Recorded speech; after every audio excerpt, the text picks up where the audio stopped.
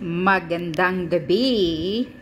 Dito, i-share ko na naman itong todo and solto at pinagalitan ni Senator Raffy Tulfo ang mga taga-PCSO kasi pinadalhan na pala sila ng letter, invitation para dito sa Senate investigation dahil nga ayaw ng mga senador yung computerized e-lotto. Kasi ano sila gagawa na naman ng bago ang PCSO ng e-lotto nako, para na naman dadaan ang mga korupsyon dyan. So, inimbita sila para dito matanong sila, pero hindi nag-attend si Mel Robles. Yan. Ang may narinig ako, di umano, sabi ni Maharlika, ng lahat daw ito, kaya nagpa-reschedule sila. Unang invitation ng Senado, hindi nag-attend ang taga-PCSO, and then nagpa-reschedule. Parang ang yayabang nga Kaya tama itong sinasabi ni Raffy Tulfo, ang mga yabang ninyo dyan sa PCSO. Especially na yung boss ninyong si Mel Robles. Dahil ang sabi pa ni Maharlika, di umano, utos daw ni Lisa Smugs na ididma ang mga senador. Kaya lumaki siguro ang ulo ni Mel Robles dahil nakadikit siya sa ahas. Yun ang sabi ni Maharlika. Dinididma ang imbitasyon ng Senado. Ngayon, dumating sila, nag-attend sila, pero mga lawyer lang yata ito 2 lawyer ng PCSO lang ang pina-attend ni Mel Robles. Kapal ng mukha mo, Mel Robles, Dami pa kayong mga questionable dyan sa PCSO na ginagawa ninyong, pinapanalo daw ninyo, sabi ni Maharlika. Okay, pakinggan nyo itong todo insulto ni Raffy Tulfo. Maganda talaga itong pinapahiya ni Raffy Tulfo sila. Pakinggan nyo. Schedule. And then pagdating nung date na pinatos namin, yung date na binigay nyo, a week later, para sa hearing na ito, magpapadala kayo ng sulat, last minute, na hindi kayo maka-attend. Samantalang lahat ng agency ng gobyerno, pag may hearing, pinapatawag sa Senado, umupunta.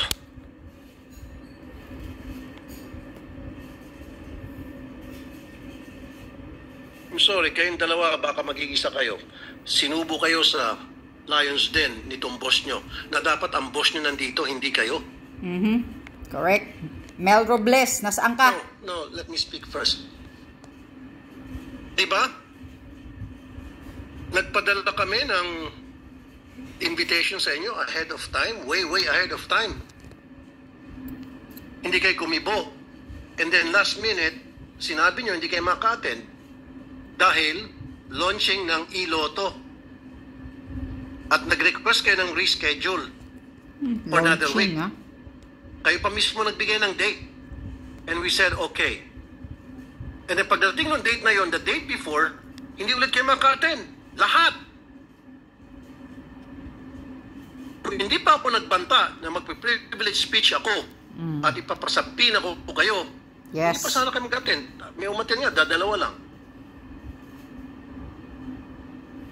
No, galit ako. Kasi lumilitaw na meron kayong pinagmamalaki. Nagmamayabang kayo sa PCSO. Go ahead, Attorney Contacto. I'm not mad at you because I don't know you. I don't have anything personal against you. Galit ako sa sistema na inilatag niyo na kung saan kayo po'y nagmamayabang diyan sa PCSO. Not you personally. I'm sorry. Kung ikaw ay na-offend, it's not about you. Miti pa yung mukha ni Kuan. Good morning, Mr. Senator. First, we would like to First of all, I would like to acknowledge the presence of Senator Robin Padilla. Senator, good morning. Ma'am. Okay, sir. First of all, we would like to offer our sincerest apologies for the non-attendance of our general manager as well as our assistant general managers. To be frank, Your Honor, the only reason why we're requesting for an extension is because the launch of our PLS is due on October 1. Now, why is it of such importance? The current system that we are using as of now, No, let me cut you off. Nung kinansel nyo yung unang patawag namin, kayo mismo nagbigay ng date kasi sabi nyo meron kayong e-lotto launching. And then you guys gave us the date na available kayo. And then when we said, okay, sige, yung date na yon isa-set natin for next hearing, kayo pong nagbigay ng date. And then last minute, the day before, sabi nyo, hindi kayo maka-attend. Lahat kayo, parang boycott. Yung sinasabi ko, ano bang pinagmamalaki ng PCSO? Ano meron sa inyo? Anak kayo ng mga Diyos? Ayo. Your Anak kayo ng Diyos din sa PCSO? Anak No, anak Your ng Honor, Diyos ni Lisa I would like to Smugs. explain the reason for... Anak ng for mga request. ahas. No, you don't have to request. Nagmamayabang kayo siguro that the least that you can do is apologize. Sir, which is why I'm asking for an apology, Your Honor. And I'm explaining the absence of the resource persons who can explain and answer your questions in detail. Ma'am, Attorney Contacto, Kontakto Remember, ko, attorney, nung unang kontakto, hearing, impacto. na sinet namin, that was last week, and you were given notice way ahead of time, umuo kayo, and then last minute, sabi nyo, launching ng e-lotto. Wait a minute. And we said, okay. And then kayo mismo ang pumayag na i-set it, to set the hearing for another date. Okay? So, dapat nakapag-adjust na kayo. Dapat makita nyo na po yung schedule ninyo. Na kung pwede ba kayo hindi, a week later. And then, all of a sudden, hindi na kayo pwede. Come on. Come on. Mr. Senator, I have a copy of the letter that we sent. There was no mention of the e-lotto. What we have here is... Yung first letter ninyo is September e-lotto launching. It was two agendas, Your Honor, that we raised in the first letter. So in the first paragraph is the launch of the e-lotto. In the second is the transition to the PLS, sir. Right now, I cannot stress enough, sir, the reason why we need to focus on the PLS. And if you would allow me to explain, sir, this would explain the absence of our officials right now. As I was saying, sir, our ELDA, with the equipment lease agreement, which is the system that is currently being used by the PCSO, is set to expire on September 30. Okay. Ayokong ubusin yung oras natin, Attorney Contacto, dahil lang sa pagpapaliwanag ninyo. Let's proceed na lang. Okay, Basta sir. the fact remains na ang yayabang nyo dyan sa PCSO. This is the first time it happens dito sa Senado na twice in a row, last minute, magka-cancel, magbo-boycott ang isang agency para sa isang hearing, napaka-importanting hearing na patawag ng Senado. First time in history, for your Of information. course. Yun ang sinasabi ni Maharlika. Hinarangan ni Lisa Smugs daw. Sino ba kasi may pakanan itong e-lotto na to? Sige nga. Iluto na naman. Gawin yung electronic itong loto?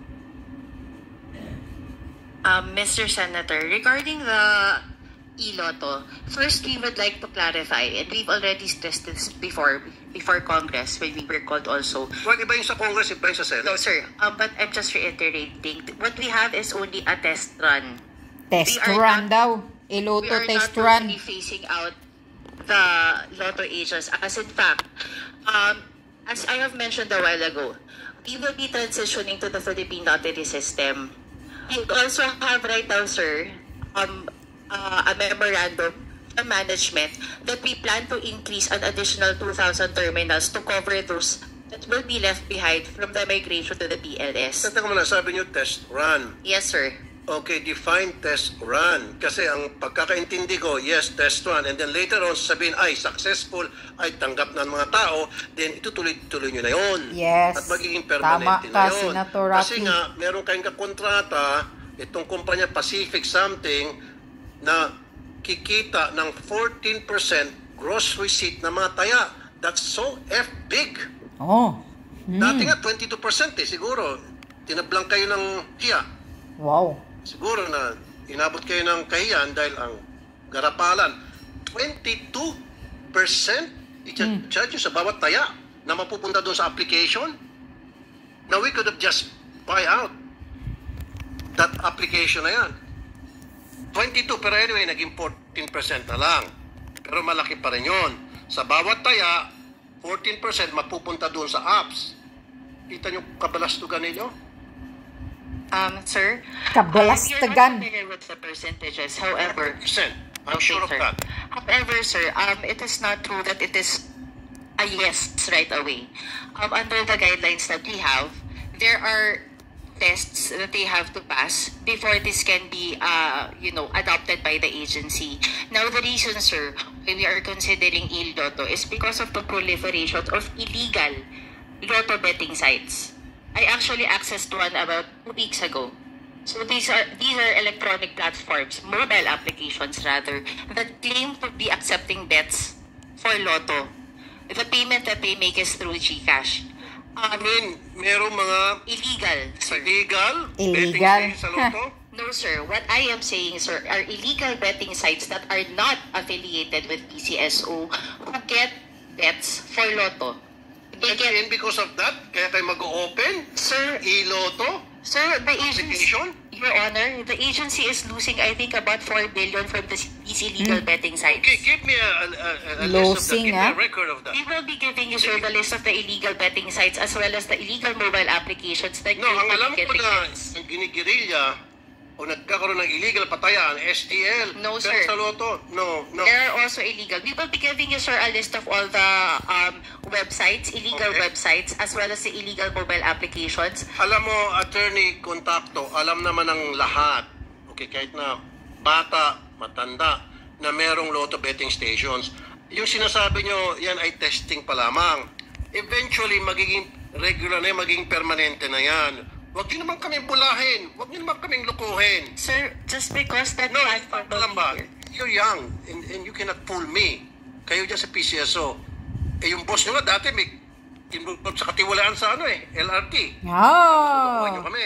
Involved Alam mo, sa boss mo, katiwalian sa di ba? LRT Katiwalaan yan, pala. pero you don't have to answer that because that's besides the point. Oh.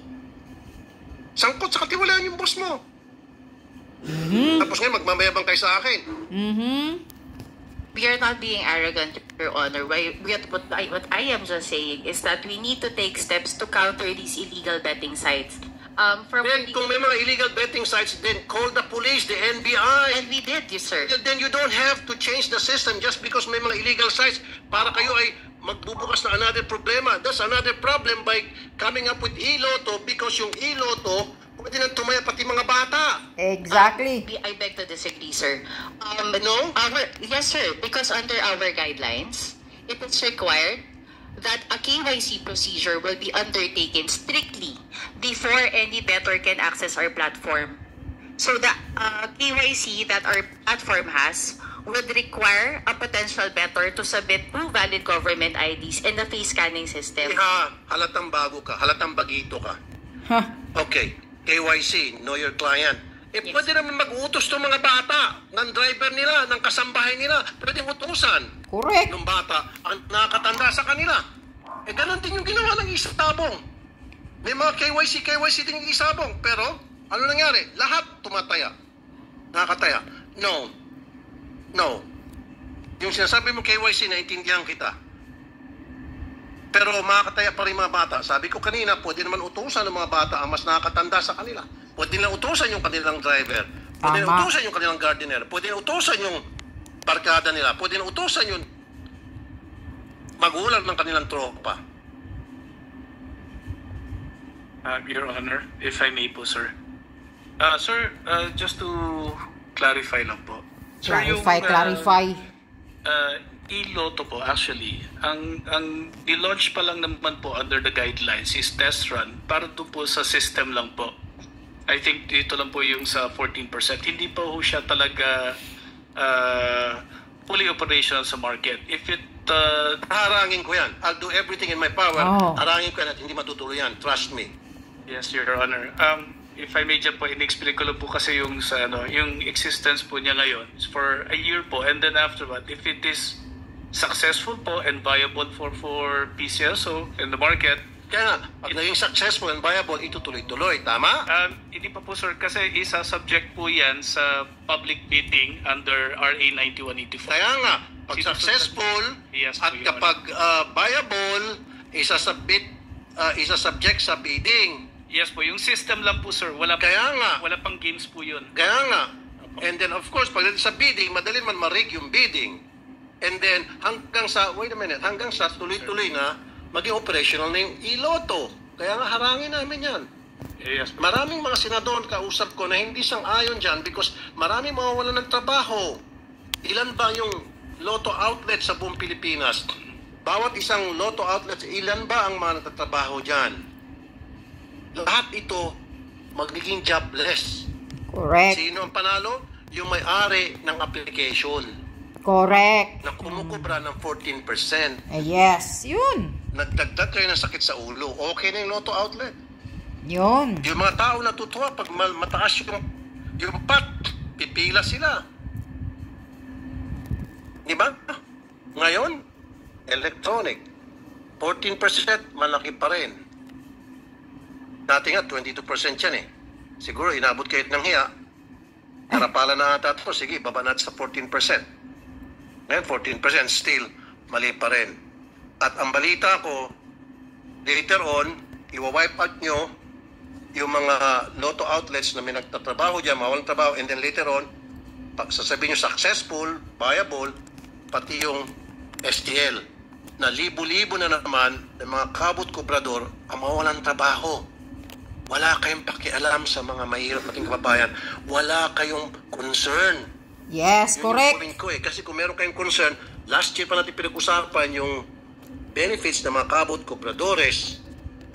Ninyo, dahilan kung bakit kayo may trabaho ngayon at meron kayong sweldo, kumikita kayo because of the mananaya. Yung mga hirap. Ngayon, tatanggal mo ang trabaho mga to. Ilan ba libo ang kabut-kubradores ninyo? Apologies, Your Honor, I don't have that information po with me. However, sir, to clarify lang po, Your Honor, PCSOs, to my knowledge po, sir, and based on the instruction of our General Manager, we are not phasing out or terminating. Well, eventually you will. Meron akong reliable source, eventually you will. Yung STL, ipipace out nyo. No, kahit na anong iling mo iha, mag-iling ka na hanggang gusto mo. Okay? No. Hanggang gawin mong trompo yung ulo mo sa kailing, meron akong reliable source na eventually, pati yung STL, gagawin yung electronic sa taya. It's okay. Umiling ka lang. Sige, bigyan kita 1 minuto. Umiling ka lang, umiling. Your Honor, the iLotto po is just an expansion and addition po to our existing fixed... Alam mo, Attorney, Sir, Ma'am, Attorney, kahit na anong klaseng palusot ang gagawin nyo, alam ko naman ang endgame nito. May sasatuparan yung plano ninyo. Correct, ano si yung plano Rocky na yun? Toto. May kumita na malaki at the expense of the poor people. Ito, 2,000 terminals, Lotto terminals, Lotto agents, nationwide, ay napasara na ninyo. Sinabi nyo due to low sales. Pero ang reason ay sapagkat papasok ng iLotto.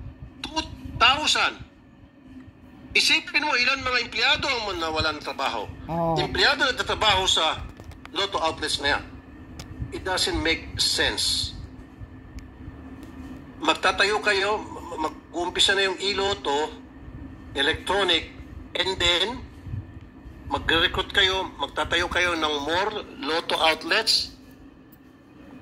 It doesn't make sense. Your Honor, to clarify. Sandali lang, sino pang papayag na magtanggap ng offer ninyo para magkaroon ng Lotto outlets? In fact, nandiyan ng electronic.